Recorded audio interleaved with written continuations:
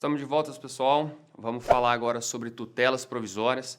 Acabei de falar para vocês sobre a tutela definitiva, que pode ser concedida aí por meio de sentença e decisão interlocutória de mérito. Essa é a principal inovação do novo Código de Processo Civil, ou seja, tutela definitiva pode ser concedida também por meio de decisão interlocutória de mérito, que é aquela decisão que está presente no 485 e no 487, que é antigo agora sim 267 e 269, mas que não põe fim ao processo. Analisa-se o mérito, ali no despacho saneador, por exemplo, mas não põe fim ao processo. Essa é a famosa tutela definitiva por meio de decisão interlocutória de mérito, tá certo? Agora vamos adentrar a tutela provisória.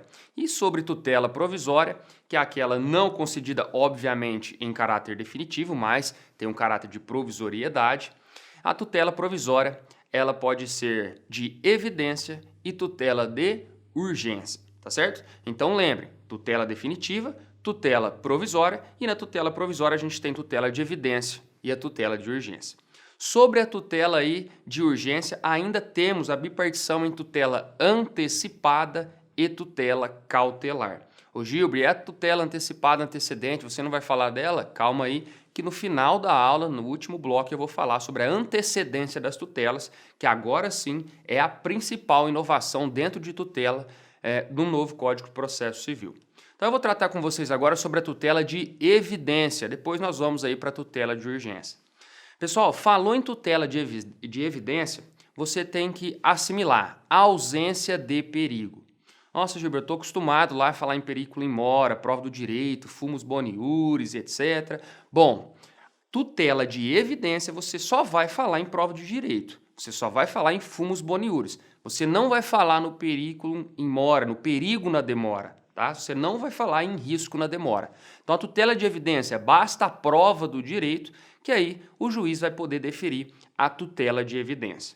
Então, quais são os pressupostos? Para ficar bem claro, trouxe para vocês a ausência de perigo, não precisa estar demonstrado o perigo, como vai precisar na tutela de urgência, que nós vamos ver já já, e também tem que ter uma altíssima probabilidade de direito. Seu direito tem que estar muito bem claro, tá certo? Isso aí é a tutela de evidência.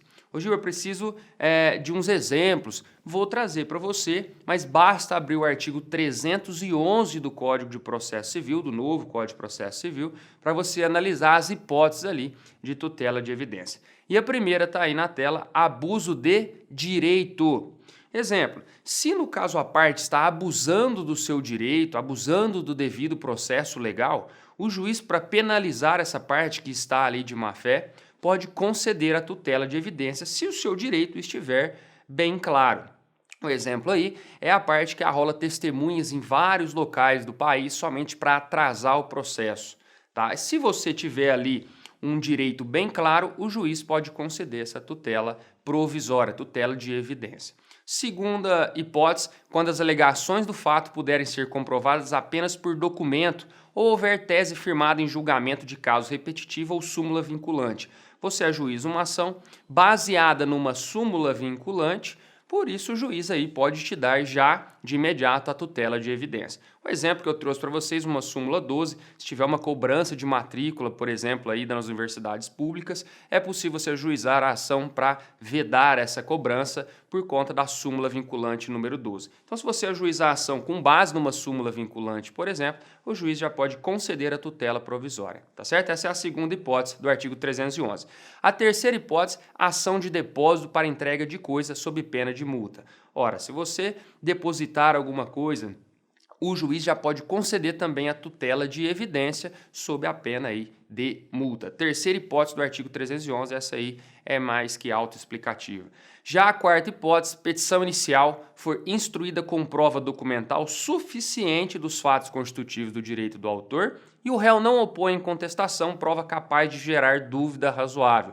O réu pode apresentar somente, por exemplo, uma defesa direta, que é aquela negativa simples, pura e simples. Se ele não trouxe elementos capazes aí de contradizer a petição inicial, o juiz também pode conceder uma tutela de evidência. Trouxe para vocês então as hipóteses de tutela e evidências presentes no artigo 311 do Código de Processo Civil. Bom, Gilbert, qual que é a consequência aí de pleitear a tutela de evidência e o juiz conceder essa tutela de evidência? Ora, a consequência inicial é que você já vai ter aquele direito, aquele interesse protegido de forma provisória.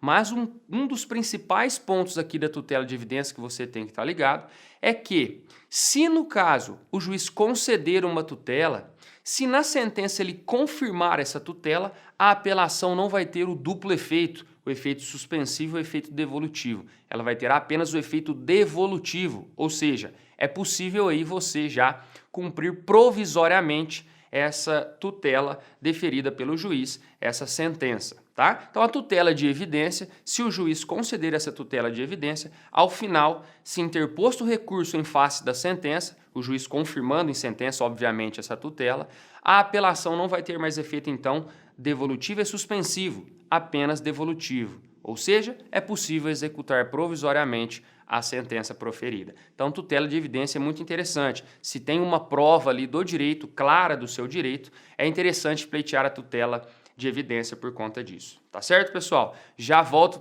com vocês para falar sobre a tutela de urgência, que é a antecipada e a cautelar. Tchau, tchau.